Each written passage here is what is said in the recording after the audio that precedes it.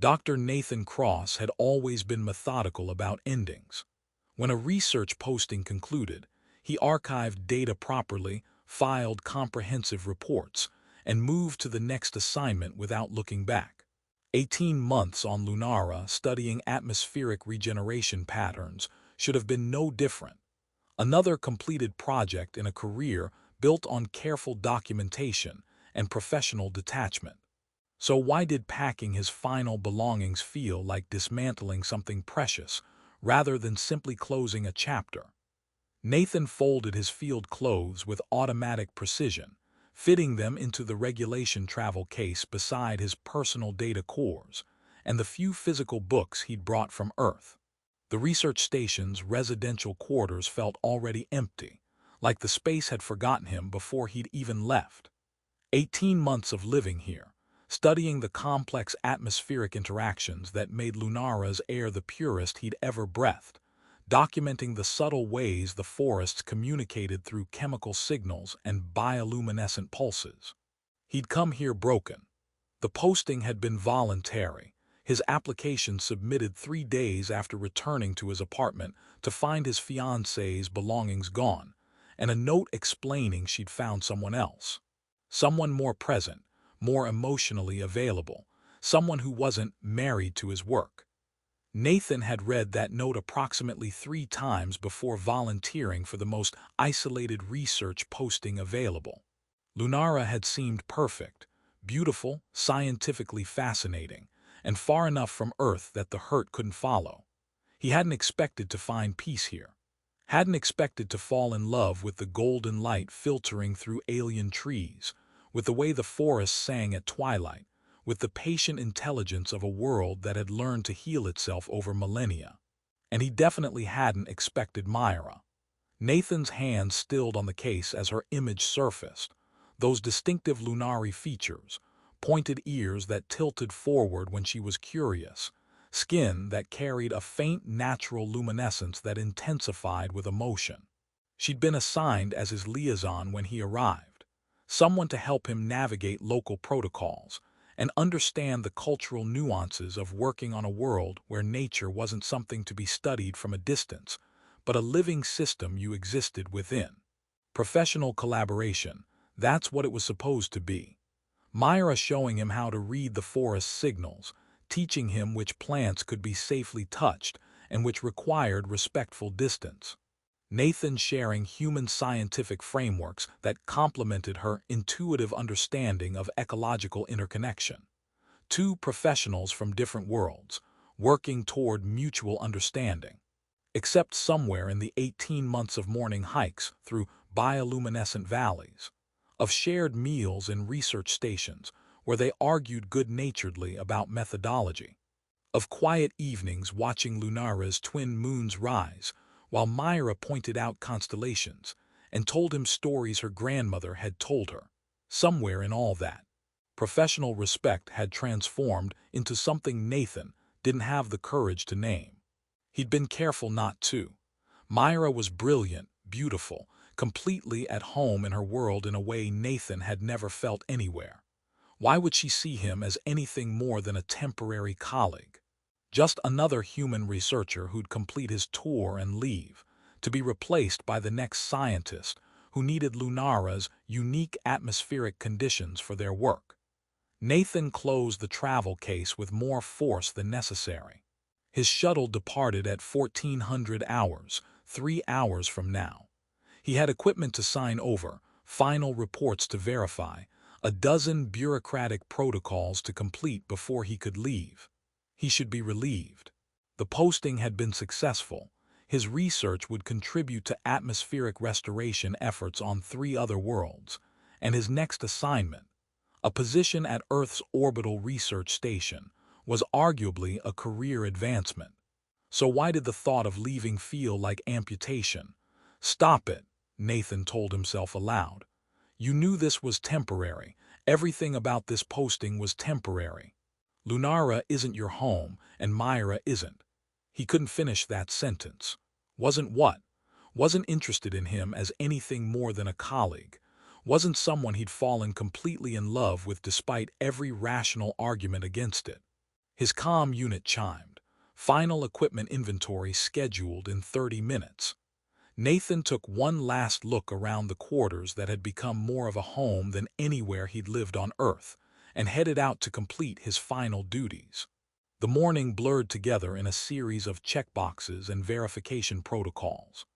Nathan transferred custody of his monitoring equipment to the station supervisor, verified that all his atmospheric sensors were properly calibrated for the next researcher, and signed documents confirming he was leaving the station in proper condition. Every task felt mechanical, his mind only partially present while the rest spiraled through thoughts he'd been suppressing for months. Mira had been notably absent all morning. She'd mentioned yesterday that she had forest monitoring duties today, some kind of seasonal migration tracking that couldn't be postponed.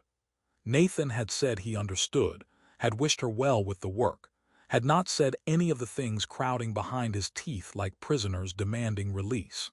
It was better this way, probably. Clean break, professional conclusion to professional relationship. No messy goodbyes or awkward admissions that would make them both uncomfortable. Nathan would board his shuttle, Mira would continue her work with the next researcher, and life would proceed according to plan.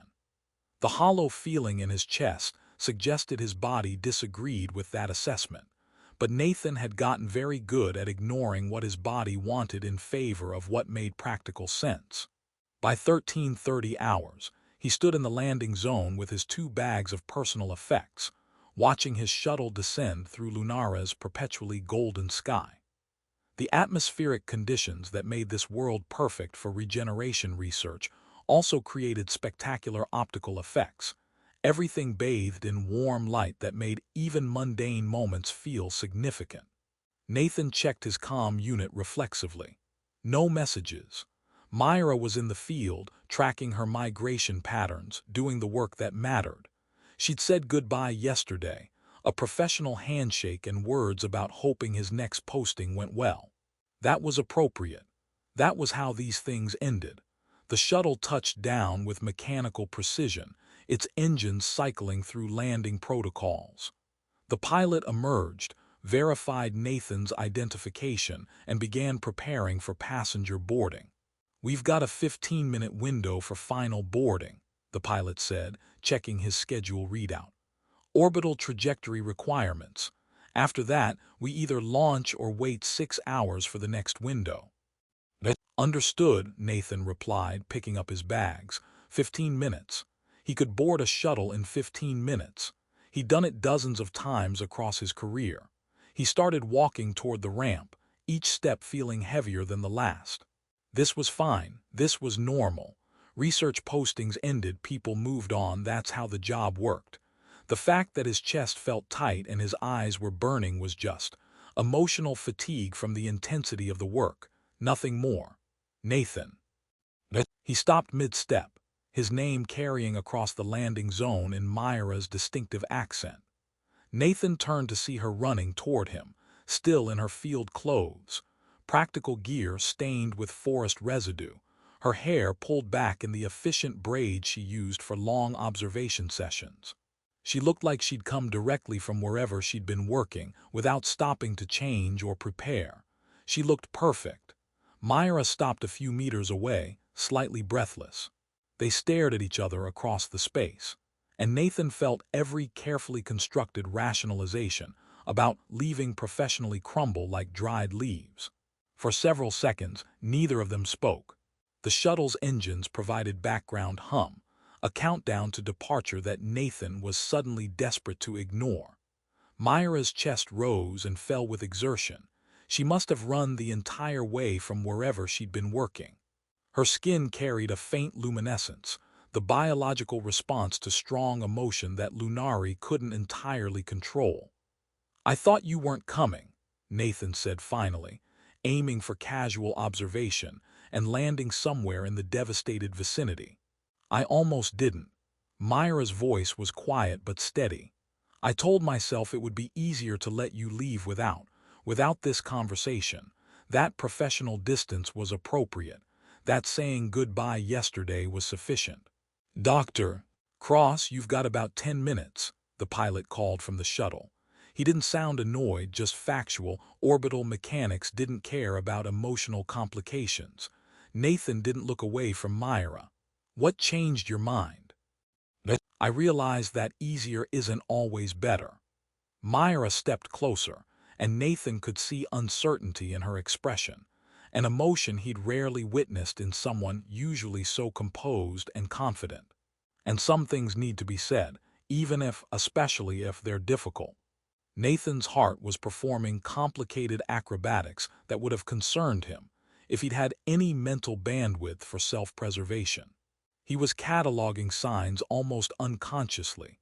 Myra's elevated respiration, the way her hands kept clenching and unclenching, the luminescence pulsing across her skin in patterns he'd learned indicated strong emotion during their months of field work together. "Before you leave," Mira continued, her ears tilting forward with determination, "I want to tell you something." The words hung between them, loaded with possibility and terror, and hope that Nathan had spent 18 months trying not to feel, because hope was dangerous when you were temporary, when you were just passing through someone else's world. His throat felt tight and breathing required conscious effort. "Okay," he managed, his voice rougher than intended. Mira took a breath, her luminescence intensifying. "I'm in love with you." The world seemed to pause. Nathan heard the shuttle engines, felt Lunara's warm air, saw the golden light painting everything in impossible beauty. But all of it felt distant compared to Mira standing in front of him, vulnerable and brave, and saying the words he'd convinced himself she'd never feel. "I know you're leaving," she continued, words coming faster now, like she needed to get them all out before courage failed. "I know your contract is complete and you have commitments on Earth. I know that interspecies relationships are complicated and probably inadvisable, and that I should have kept this professional. But 18 months of working beside you, learning how your mind works, watching you fall in love with my world, somewhere in all that, I fell in love with you." She stepped closer, close enough that Nathan could see the patterns in her luminescence, the slight tremor in her hands, the hope and fear warring in her expression. "I'm not asking you to stay. I'm not asking you to change your plans. I'm just—" She paused, swallowed hard. "I needed you to know. I needed to be brave enough to say it, even if nothing changes. You deserve to know that these 18 months were more than just professional collaboration for me. That someone is going to miss you so much it physically hurts. That leaving Lunara means leaving someone who loves you." Nathan stared at her, his mind racing through 18 months of moments he'd interpreted as friendship, professional respect, casual affection, recontextualizing everything through the lens of what Mira just revealed. The way she'd always made sure he ate properly during intensive field work, how she'd taught him Lunari songs during long hikes, that time she'd fallen asleep on his shoulder during a stakeout, and he'd stayed perfectly still for 3 hours rather than wake her. The dozens of small kindnesses he'd accepted as collegial thoughtfulness. "You love me," he said, his voice barely above a whisper. "I've loved you," Mira corrected gently, "for months, probably since the night you spent 4 hours trying to help that injured tree glider, even though your equipment manuals specifically said not to interfere with local wildlife. You were so careful with it, so determined it would survive. You stayed up all night monitoring its vital signs, and when it finally recovered and flew away, you looked so relieved and happy. That's when I knew you weren't just studying my world, you cared about it. And somewhere along the way, I started caring about you in a way I wasn't expecting or prepared for." "5 minutes, Dr. Cross," the pilot called apologetically. "We really need to move to departure procedures." Nathan didn't look away from Mira. His bag sat forgotten at his feet. His shuttle waited 3 meters away. His entire planned future was literally about to fly away, and none of it mattered compared to what she just told him. "I'm supposed to board that shuttle," he said. "I know. My next posting is already confirmed. Earth orbit station, starting in 3 weeks, atmospheric composition analysis." "I know. This is completely impractical." We're different species from different worlds with careers that don't align. Long-distance relationships are complicated enough without adding interstellar travel and fundamental biological differences. I know all of that, Nathan. Myra's smile was sad but genuine. I still needed to tell you.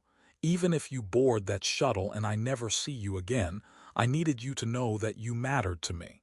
That you changed my world as much as you studied it. That someone loved you enough to risk looking foolish telling you. Nathan felt something break open in his chest. 18 months of careful emotional control, of convincing himself this was temporary, of treating his growing feelings for Myra as an inconvenience to be managed, rather than something real and important. All of it shattered. "I'm in love with you too," he said, and watched Myra's luminescence flare bright with joy and surprise. "I've been trying not to be because it seemed impossible and painful and completely impractical. But I've been in love with you since you trusted me enough to show me the sacred groves, since you laughed at my terrible attempts at Lunari pronunciation, since I realized that every single day with you felt more real than my entire life before this posting." Myra's hand flew to her mouth, tears beginning to track down her face. "You, what?" "I love you," Nathan repeated, each word feeling like stepping off a cliff into free fall. "I've loved you for months and convinced myself it was impossible so I wouldn't get hurt. I was planning to board that shuttle and leave and tell myself it was just a really meaningful professional relationship. And I would have done it because I'm really good at being practical and careful, and making sensible decisions that protect me from getting hurt." "Dr. Cross," the pilot started. Nathan held up one hand. "I need to make a call. To my employer. This might take more than 5 minutes." The pilot studied him for a moment, understanding dawning in his expression. He'd flown enough researchers to recognize someone about to make a life-altering decision. "I'll prep the shuttle for potential no-launch scenario, but I need a definitive answer in 10 minutes or we miss our window." Nathan pulled out his comm unit, but before he could activate it, Myra caught his hand. "What are you doing?" "Requesting an extension on my posting, or maybe resigning and reapplying as independent contractor, or just quitting entirely and figuring out how to stay." Nathan's smile felt manic with the recklessness of making huge decisions very quickly. "I haven't worked out the specifics yet, but I just figured out I'm in love with you, and getting on that shuttle right now feels like the stupidest thing I could possibly do." "Your career," Myra started, looking torn between hope and concern, "will survive, or won't. I don't actually care right now." Nathan cupped her face with his free hand, marveling at the way she leaned into the touch, at how her luminescence painted golden patterns across both their skin. "Myra, I've spent my whole life being practical and careful and making sensible decisions. I calculated every risk, followed every appropriate protocol, built a career on being the reliable one who never caused problems. And I've been miserable." He laughed, slightly breathless. "These 18 months with you are the only time I've felt genuinely happy. Not content, not satisfied with my work, actually happy. If there's even a chance we could make this work, long distance or relocation, or whatever complicated arrangement we figure out, I want to try. I want to be impractical and reckless, and make decisions based on how I feel instead of what makes professional sense." Myra's eyes shone with tears. "That's possibly the least scientific decision you've ever made." "I know. It's terrifying and impractical and based entirely on emotion rather than data." Nathan felt lighter than he had in years, like some massive weight he'd been carrying had finally lifted. "I'm completely out of my depth here. I have no idea how to make this work. But I love you, and that feels like the most important data point I've ever collected."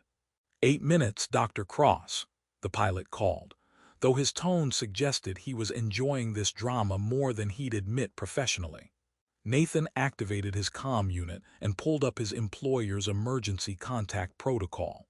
"Dr. Keiko Martinez, please. Priority authorization cross 77 Alpha." "Yes, I know it's outside standard communication hours. No, this actually can't wait. A moment later, his supervisor's face appeared on the small hollow display, looking equal parts concerned and annoyed. Nathan, your shuttle should be launching in. I need to request an extension on my Lunara posting. Possibly indefinite. Martinez blinked. What? Nathan, you filed your completion report 2 days ago.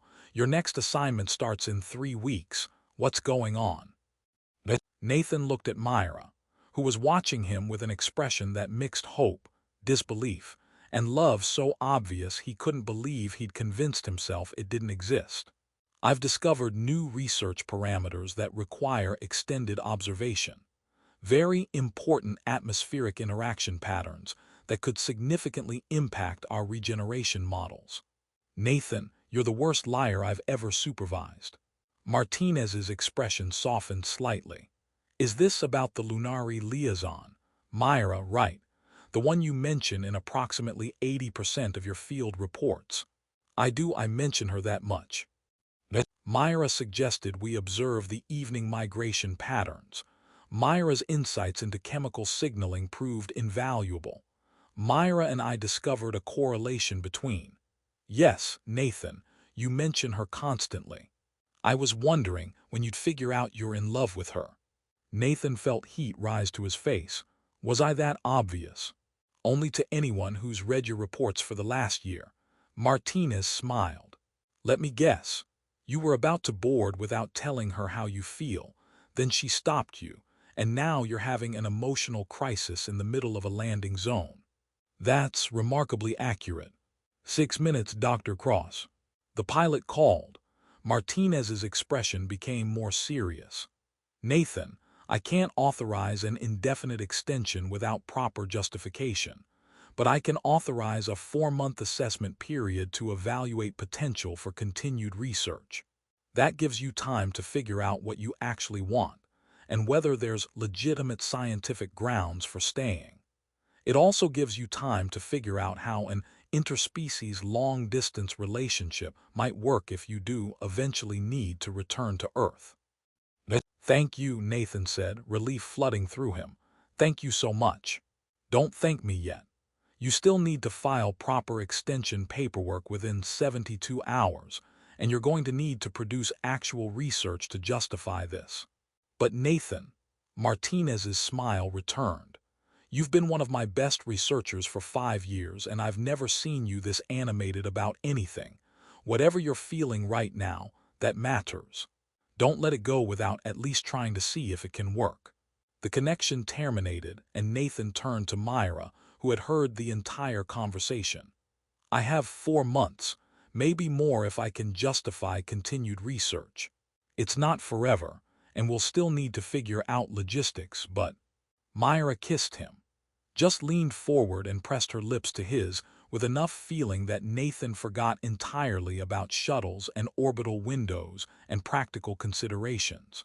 Her luminescence flared bright, painting both of them in warm golden light, and Nathan wrapped his arms around her like he'd been wanting to do for 18 months. Dr. Cross, I'm assuming we're in no-launch status. The pilot called cheerfully. Nathan broke the kiss just enough to answer. Definitely no launch. Sorry for the wasted trip. Watching someone choose love over career advancement. Best part of my job. The pilot began securing the shuttle for departure without passengers. I'll note in my log that atmospheric conditions required schedule adjustment. Completely standard. Mira laughed against Nathan's shoulder and he felt her tears soaking into his shirt. You're staying, she said, like she couldn't quite believe it. I'm staying, at least for now. We still need to figure out how this works long-term, and there will be complications, and my career is going to get significantly messier. Nathan, Mira pulled back to look at him directly. Stop catastrophizing and just be here. With me right now. He nodded, pulling her close again. Okay, here with you, I can do that. They stood together in the landing zone as the shuttle lifted off without him, carrying away the carefully planned future Nathan had constructed as protection against getting hurt again. As he watched it disappear into Lunara's golden sky, he found he didn't regret it even slightly. Some endings were actually beginnings. Some goodbyes were actually the courage to stay. And sometimes the most important discoveries weren't the ones you planned for. They were the ones that found you when you were brave enough to admit what you really wanted. So, Nathan said, I guess we should figure out what happens now. Together, Myra agreed, her luminescence painting patterns of joy across both their skin. We figure it out together. And standing there in the warm light of an alien world that had somehow become home, with the woman he loved in his arms and 4 months to discover what their future might hold, Nathan felt something he hadn't experienced in years. Genuine, uncomplicated hope. It was terrifying and exhilarating and probably going to be incredibly complicated. But as Myra tilted her face up to kiss him again, bathed in Lunara's eternal golden light, Nathan discovered that sometimes the most important data point wasn't the one that made logical sense. Sometimes it was just love, simple and profound and worth risking everything for.